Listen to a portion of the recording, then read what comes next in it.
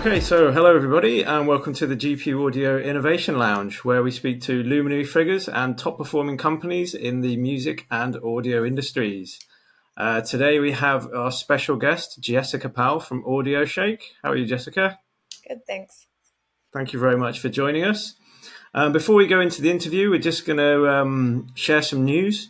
I'm just going to share some GPU audio news with you. So we released Vienna Powerhouse on the 7th of November. With VSL. That's our first partner product, which is available now. We've also just launched a Make Your Sound 3D immersive mixing competition with VSL and Dear Reality. We've got $7,000 worth of prizes up for grabs. If you just submit your immersive mix. And the closing date for that is the 15th of December. Okay, that's the GP Audio news out of the way. Jessica, thank you very much for joining us today. Thanks for having me. Yeah, so you've been VP of Communications at Google. You've had fiction and non-fiction books published all over the world. It would be great to know, where did your connection to audio start out? I mean, I guess that could be the deepest or most superficial question to, I mean, right? Like audio is sort of, I'll be even more specific, music, right? Because, Yeah, music and audio. I mean, it's such a fundamental part of my life at any different stage, either because I was playing it or listening to it, or particularly when I was young, it was such a huge part of my identity. I think in terms of working with audio beyond making music, that didn't happen until more recently, meaning for as long as I can remember, I've played instruments and so forth. But my day job was always in tech, and I worked across product management and marketing and like a whole bunch of different things, always in tech, never with audio. It was always generally consumer services across social or productivity tools, whatever it might have been. It wasn't until I left Google, which was my most recent job, that I started to actually think about audio from I guess, a business perspective. And even that, I didn't go into it thinking about it from a business perspective, because audio and music has always been something for me very much tied to the listening experience, like as a consumer, the listening experience, or as a creator, the creation part of it. Never thought, like, my creative life and my, I guess, business life have always been pretty segmented, right? Like even when I was writing books, for example, those are the things I did at night or in the weekend, and during the day I was very dutifully performing my corporate drone role, and so the idea of uniting the two, of like what I do for work and what I am interested in creatively, that's much more recent. And that came from after I left Google, I wanted to take a little bit of time off and get back into some of the creative things that I had really left behind in my final years working in big tech. And so I started writing more. I started playing instruments again, doing all that kind of stuff. And during the process of doing that, Audioshake grew out of that. And it was out of the experience of my co-founder and I were first working across a bunch of different ideas, all for personal use initially, that ranged from, music making or remote collaboration. And throughout all that, then as we were stumbling towards just something that we wanted to spend time on, again, not necessarily do a business on, we settled on sound separation, and in part because we had both lived in Japan and done a ton of karaoke, and had always been like, oh, we wish there was something you could do to make any song into a karaoke song. And so that's how it happened. That's incredible. That's yeah. Thank you for compressing that. Like, Karen, I know that's an extensive journey that you just compressed there. So thank you for putting that down for us. Yeah, wow. The idea of removing vocals from karaoke is a really cool one. I do remember there's some old games console that even had that on it. I think in the 32-bit era, you could put a CD and it would kind of suppress the vocal a little bit. But yeah, the ability to completely remove it is pretty magical, and yeah, great inspiration to start this company. How do you define what you do at Audioshake? What is it that you? How do you describe it to people? So I think the easiest way, it's funny because while the idea for it came from karaoke, we didn't actually start working with any karaoke companies from like a in terms of them using our technology until I think about last month. So that like tech, karaoke actually was like took us the longest to really break into. What we do is sound separation. So we take audio of a wide range of types and we split it into its parts. If we're talking about music, that could be the instruments. If we're talking about film, it could be music and effects. If we're talking about different workflows that involve, say, captioning or like really complex audio environments where there's lots of dirty audio, separating, say, what the target audio is from all of the background that's distracting from that target. And we do all this to power a whole bunch of different workflows that can range from B2B services, like say captioning, through to consumer facing experiences where people are interacting with sound in ways that are increasingly customized and interactive and dynamic. Excellent. Yeah, there's quite a different branch of things that you cover at Audioshake. You know, the sync stuff, like you mentioned, lyrics as well, turning words lyrics into words.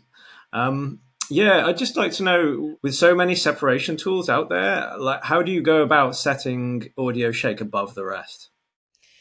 Yeah, that's a good question. I think that we are very, very focused on doing original research and building proprietary models around sound separation. So what you're unlikely to see us do is branch wildly beyond sound separation. We're very, very interested in this very specific task.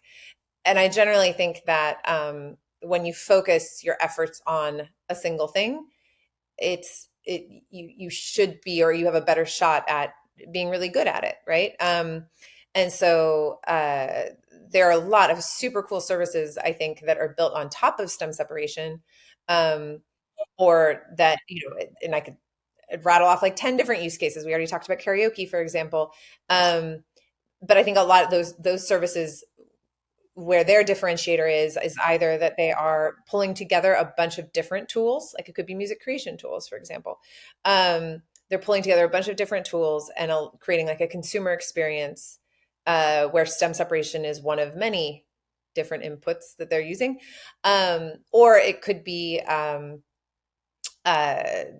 there are services that exist, for like DJs, remixers, where they can separate stems. Where I think, have differentiated ourselves is one, yes, the focus. We're not taking open source and then just improving on open source. We do our own. It is very much a research focused organization, right? The vast majority of our team are AI researchers. It's both that focus, the research focus, and therefore the quality of the STEM output. It's also, I think, the way we've approached working with creators and industry. We worked very closely with the industry, both in building our tool and then also in commercializing it. So to us, it was really, really important that one, that this not just be a research project built by researchers that targeted or achieved research goals. One thing that you see when you work on something like sound separation, though this that we could pick various, probably all areas of research, is that certain things that we think of as goals on the research side may not actually map to real world goals. So one of the metrics that everyone uses, for example, in sound separation to measure quality, it's great that we all have some benchmark that we all use, the SDR score. At the same time, it is totally possible to achieve a high SDR score, but have audio output that to the human ear doesn't actually sound right.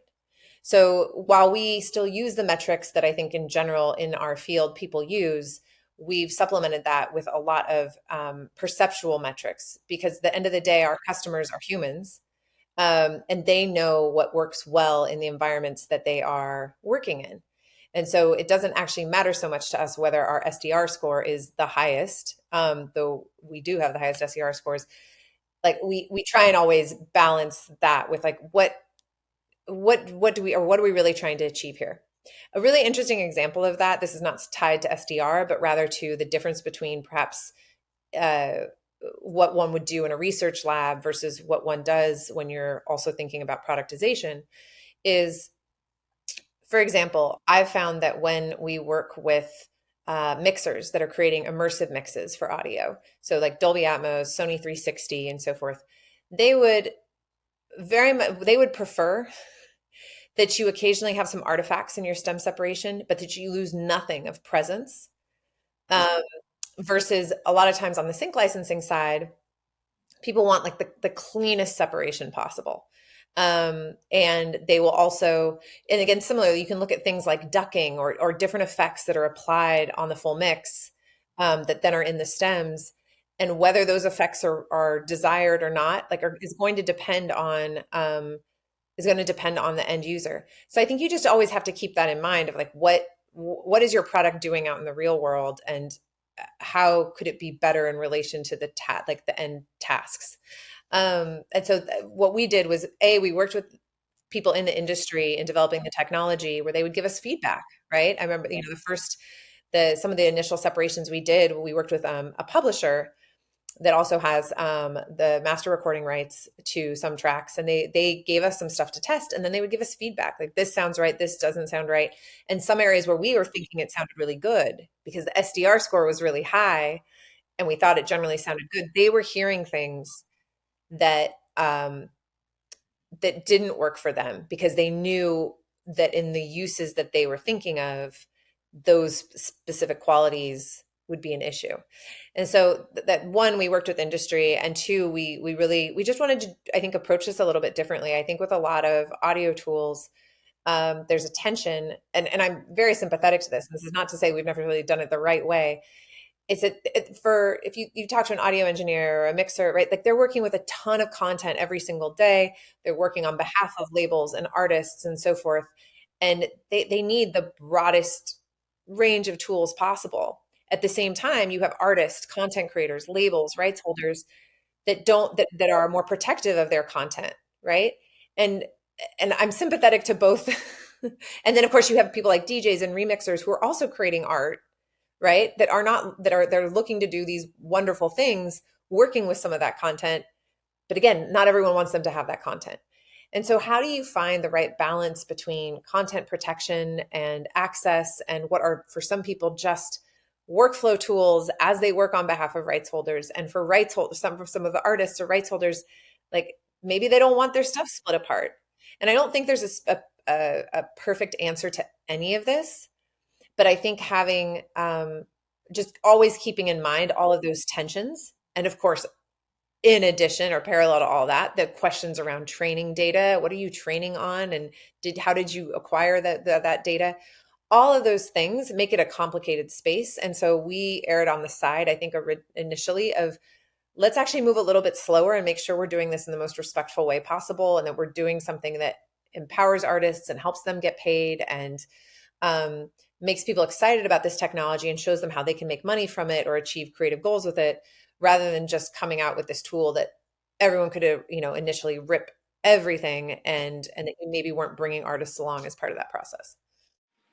That's incredible. Yeah, I mean, there's a lot to digest there, especially in terms of like the trade-off, like you said, between artifacts and presence. Like that's certainly something I'd never really thought of, because when you kind of visualize, when you sort of sonically imagine what AI is doing, you want it to be like a nice sharp cut of, let's say, the vocal. But yeah, if you're losing presence, then yeah, there's a lot to think about. I really admire your approach with the sort of the academia, getting research behind it in order to kind of back up what you're doing. And also, it sounds to me like you're setting a bit of a new standard for AI stem separation in a way, like going beyond what SDR would normally require. Yeah, that's incredible. And I can see on your blog as well, you have some examples of jazz recordings, for example, John Coltrane and Sonny Rollins. Yeah, what, why did you choose that genre to demonstrate? Was that a particularly difficult thing to separate? I think my guess is that we've probably done a little bit more around wind in the past 6 months, just because that was our most recent. release for the stem, it's like stem type. And so we were just demoing it and you happened to fall in that content. Jazz is interesting to us. Generally, a lot of the members of the Audioshake team are former jazz musicians. But I think it's also interesting, so it's probably personally interesting. It's also interesting for how that genre often records, right? Which is to say live. So which is really interesting because at the end of the day, a live recording in a lot of ways today, made in 2023, while the equipment is different, right? You essentially have a monotrack recording, right? Or in some cases, sure, it's you've got this multi-tracked, but you have a ton of bleed because everyone's playing at the same time, and so you have the bass bleeding into the vocal stem or something like that. And so jazz is interesting to us, I think, for that reason, certainly because separating brass was interesting, but also because can you help with recordings that may have the problem of bleed, and can you make those easier to work with for people that are mastering those albums? So for example, we worked we've done some work with Mac Avenue, the jazz label, on Oscar Peterson, the famous jazz pianist, where he has live recordings from the 70s that they had never released, because there wasn't a whole lot that they could do to improve the audio, and master it the way they wanted to master it. And now they were able to do that. We did even more recently Tomas Stenko, and there the sound engineer who'd been working on it found that the archives of, it was for Wooden Music 1 and Wooden Music 2, they had a problem in that the recording was only available in stereo and the main microphone was out of phase with the rest of the microphone settings on the stage. Wow. And so then the solos, like especially the trumpet, were in antiphase. So being able to access the stems then allowed him to address all of that. Another album that we worked on was like Nina Simone's first album. So totally different use case here. What they wanted to do was create a Dolby Atmos mix for Nina Simone's first album. And this is interesting. This kind of actually goes back to what we were talking about earlier around, while you're building a technology, you have to keep in mind the different use cases of how people might, your end users, in this case, like say audio engineers, might want to work with this technology. And that while on the one hand, you are trying to build technology that generalizes across multiple use cases, at the same time, you want to find something that can address all these different concerns, or in some cases, build different things to address different concerns. So I remember with Nina Simone, we separated that audio. And then what was interesting was that I remember the mixers who worked on that was immersive mixers. I remember, had a conversation with Nina Simone's estate and the record label BMG around, what do you do with this vocal? Because in the original, the vocal was panned left. And now you have Dolby Atmos. You can put that vocal in all kinds of different places. So do you do something to make that sound more contemporary? Or do you keep it panned left as some sort of artistic, right? And so I think that's actually, it's interesting because that is a completely 100% human thing, but it's the audio engineers working with not Audioshake, but working with technology to be able to do all these things. And there's still this very human decision at the end of the day about how you're going to work with this software output, right? But yes, we've done a lot of work both across jazz, rock, like did the Libertines recently. I've done stuff with Green Day, tons in like pop, like AJR, did some work with lyric transcription and alignment, localization stuff for Sia. So we work across a pretty broad range of content. Yeah, that's incredible. I mean, it really is incredible to be working with, like literally working with Nina Simone on her vocals now. That's like, an incredible thing to be doing. And all, yeah, what amazing selection of artists. Like, I'm a huge Libertines fan myself, so that one popped out to me. And actually, Pete Doherty of the Libertines has just been interviewed by Louis Theroux, who's kind of a famous documentary maker here in England. And I would urge anyone watching to tune in to Pete Doherty speaking to Louis Theroux. It's one of the best interviews I've seen for years, I think. But I think the great thing about the stem separation, it's kind of like a time capsule, isn't it? Especially like you say with these old recordings where they were in mono, like maybe even like The drums were recorded with one microphone. Like, it's amazing to be able to kind of open these things up.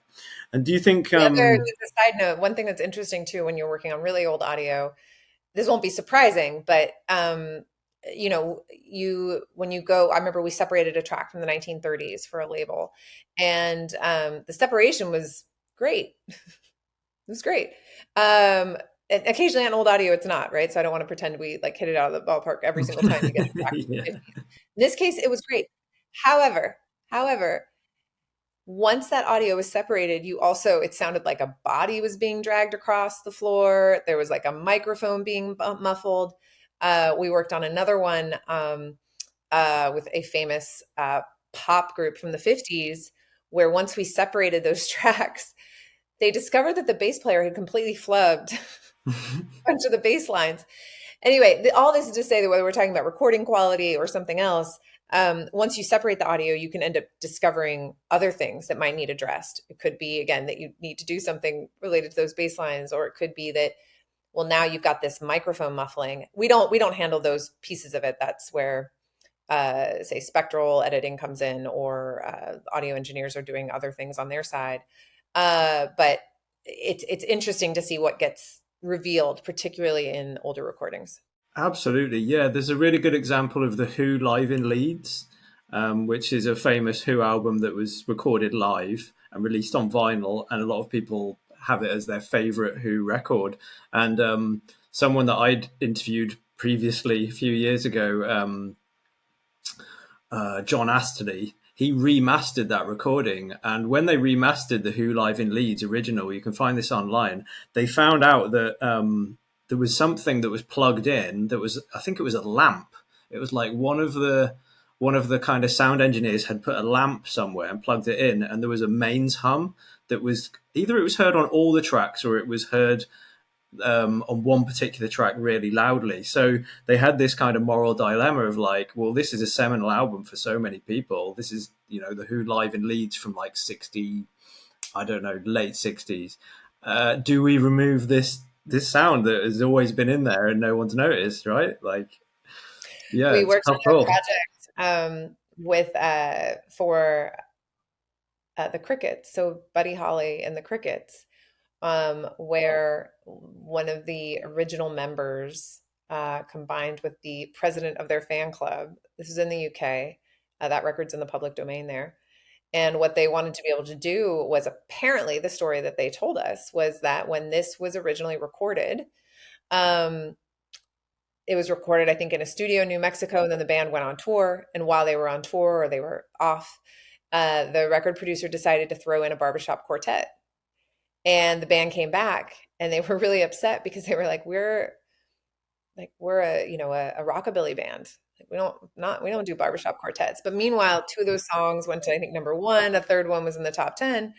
And anyway, decades later, it was their dream. Could they get rid of this barbershop quartet that they never wanted on this record?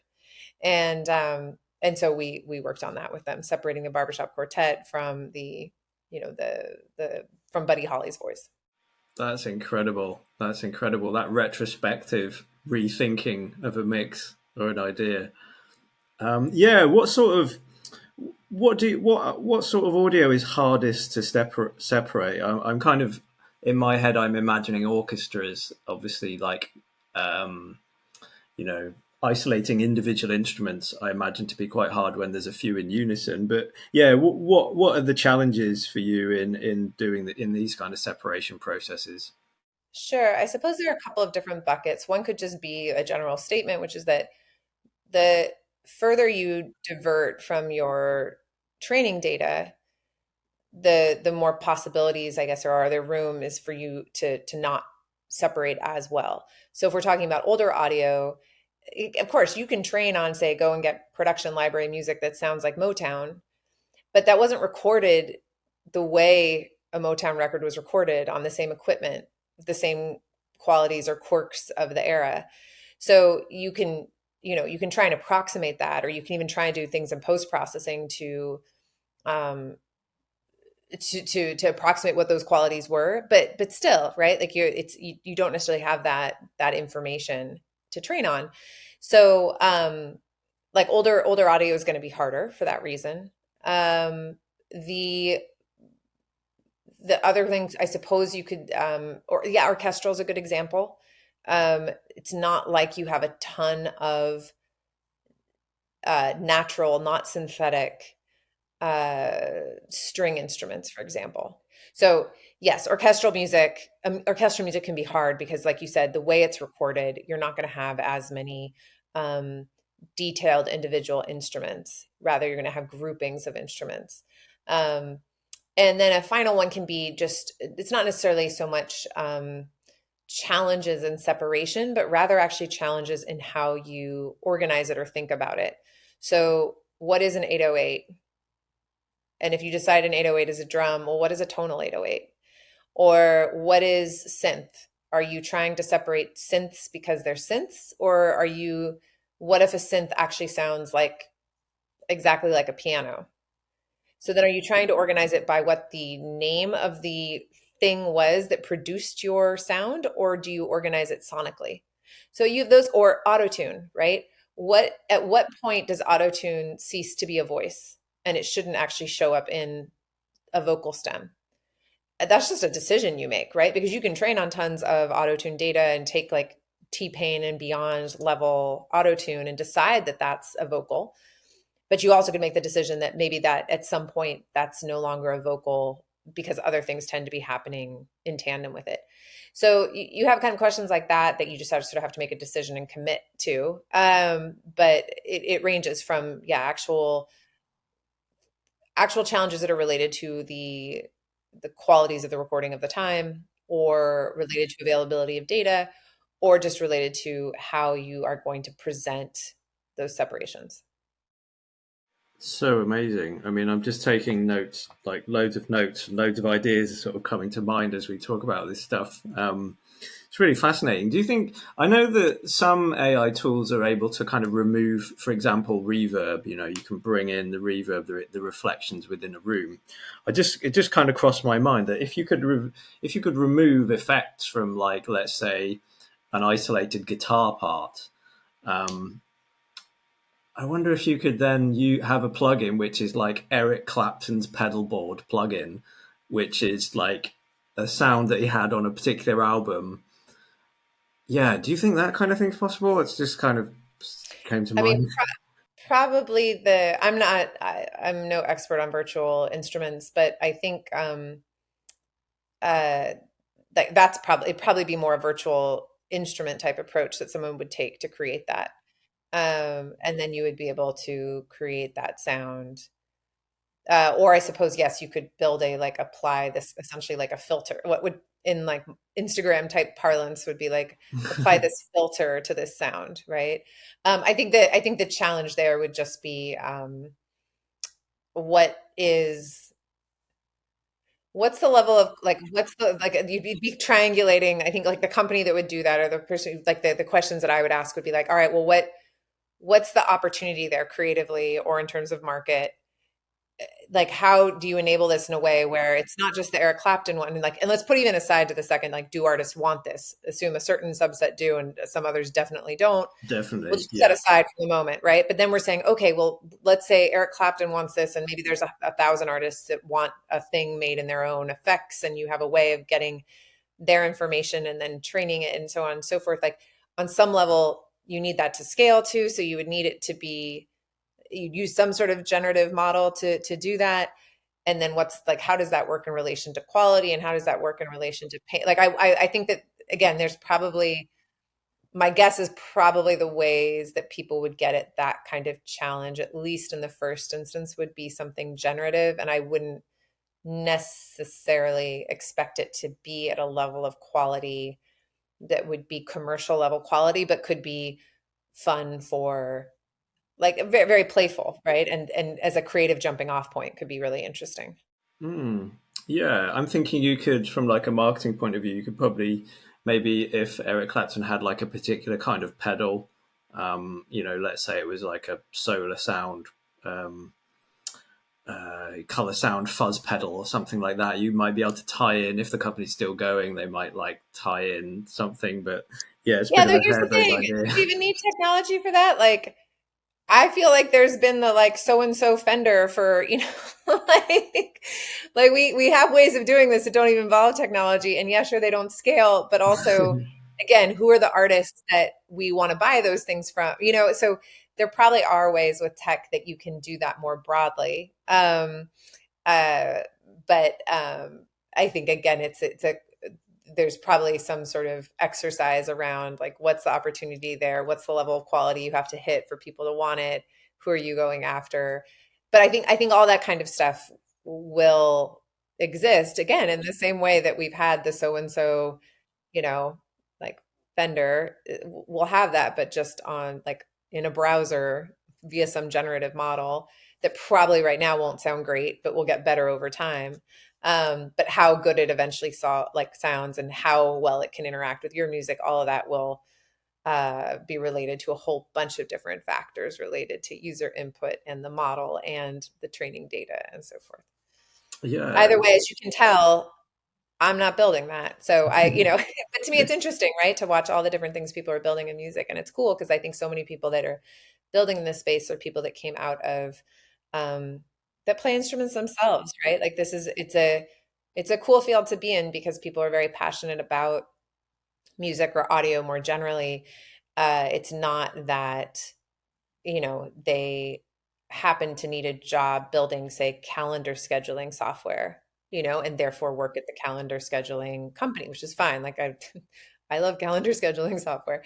Um, but my point is that I think it's actually a side note that one thing I think is really interesting about a lot of the narratives around generative media is that particularly I think a lot of people like to attack people that are working on some generative things or generative music, for example, saying that, oh, they're trying to replace artists entirely. I'm sure there is someone out there where that is their goal because that's an ambitious goal, replace all the humans.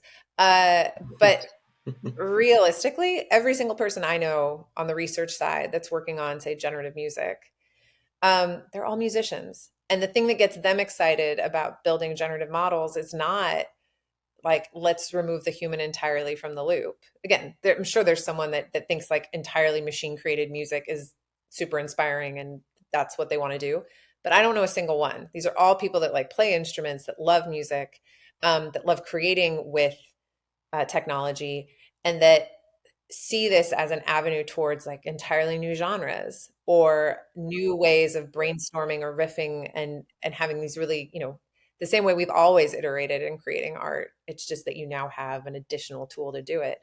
So I think that's like an interesting disconnect to see how sometimes the media talks about it versus like what you actually see within, say, the research community. Yeah, that's such an interesting observation. It's such an inspiring way to look at it because, yeah, oftentimes in the music industry, in the music tech industry, people talk about AI sort of interfering, with like the human element, or maybe just the idea that humans will eventually get phased out of the entire process. But I really love the way that you're saying there. Yeah, like it's so true that the people that are making these tools they're using these tools and they're musicians, so yeah, they are hugely powerful things, but yeah, it's for the humans made by humans. Yeah. I mean, I think there will also be a flood of like mediocre content and all the other stuff, but I don't think any of that can totally coexist with, I think, the fundamental fact that humans like creating things. Right. And so, yeah, maybe it's easier for us to create really mediocre things than it was before, but we're not going to stop creating them and we're not going to want to stop, I think, throwing our own input into what we create. And so I don't see a 100% machine that becomes the only output that we're all consuming. Yeah, absolutely, absolutely. Yeah, a couple more questions. I'd just like to first of all congratulate you on your appearance in Time Magazine Inventions of the Year for 2023. Oh yeah, thank you. I don't know how that happened, but it's awesome that they found us and yeah, we were really excited about it. Yeah, what a prestigious list of products! Like amazing. Yeah, I was excited because I could show it to my parents and they were like, "Oh, that's what you do." That's cool. I need one of those to show my parents. I'm still waiting for that to happen. Yeah, I suppose with the thought that yeah, humans are in control of the AI, and they're making these tools to aid their own music and other people's music around them. What are you excited to see in terms of AI advancements that are coming in the future? In music specifically, or Yeah, in music and audio. Yeah, is there anything that you're kind of on the cusp of being able to do, but there are some challenges, or is there anything in the longer vision that you're like, we're going to get there and we're going to be able to do that thing soon? all right, well, let's see, a couple of things. I think that there are things that have been around for a while at least in like AI music terms, like say something like style transfer, that I think are super fun and useful. So I think they're very fun in the sense of it's a fun idea to take a piece of, I don't know, a rock song and all of a sudden convert it into a classical music piece. Am I doing anything with that afterwards? I don't know. Maybe. Or like maybe it gives me an idea for something, right? Or maybe yeah, I'm taking that um and then building on top of it. But it's just fun, right? As like a playful tool. And now that I have children, like I think about this a lot of like how do you introduce kids to music in a way that doesn't feel super tedious and gets them excited. Like with my oldest, I remember we play music. It was really mattered to us that our kids play music. And we put him into, we tried to get him to take like different music lessons. He was super uninterested until we discovered melodics and he started playing drum pads. And then from the drum pads and this very gamified software, right? He then moved into regular drums and now he's taking regular drums as well. And so I think a lot about like how do you bring people into music? So I think about something that's playful, right? So you have things like style transfer that I think are interesting. I also think it's interesting from like a creative purpose that can you just really, really quickly, you have a piece of music that you've composed, and then you're asking yourself, well, wait, what if there wasn't a saxophone here? What if there wasn't a guitar here? What if it was someone's voice? And even if that output isn't ultimately the right output that gets you to the final stage of your project as an intermediary step, I think that's great, right? It's helping you. Like there's nothing, I think there's something that I feel like is pretty common to anyone who works in creative areas, which is really when you're in that flow state and you're really excited about something. Um, the idea that you could just get a snapshot of what something could sound like really quickly and then decide whether you wanted to pursue that, to me seems really exciting. Like I've played music for a very, very long time, terrible at composing, right? I love the idea of something that would help me iterate. I Hmm. also, what I do better than music is on the writing side. And one thing that I find super tedious when I'm writing, depending on what I'm writing, if I'm writing anything where there is a real world reference to it, like let's say it's a historical reference or that there is a fact I want to check, like what color is the sun? I don't know. That was a weird example. But like whatever it is, there's some fact that I want to check because I know I need to check it, and it's bothering me enough that I need to go and check it. At the same time, I want to keep writing because actually, like the color of the sun is something I can totally deal with later, right? Yeah. And yet it's bothering me and I need to deal with it and I don't want to have to remember to go back and do it. And so I stop, right? Like the record screeches to a halt as I go off and try and figure out what color is the sun, um, online you have the same, and I think there's those equivalents in any kind of creative flow where you have these things, these little like nits that you need to deal with, or these things that you want to see really, really quickly in order to get from A to B. But you also don't want to slow the process down because it's that particular thing is not necessarily particularly creative, or it might be time consuming, or it might not be fruitful. So the idea that you could have something assistive that could give you just even like a glimpse of what that could be, where you could decide you want to go further down that path, I think is really exciting. On the Audioshake side, I think things that we get excited about, because again, we're very focused on sound separation, um, is how do you make these very large deep learning models? How do you make them, you know, faster and able to handle all kinds of tasks? Which is just a challenge when you're dealing with large models, right? So I think that's one of the things that we're very focused on. Excellent. Excellent.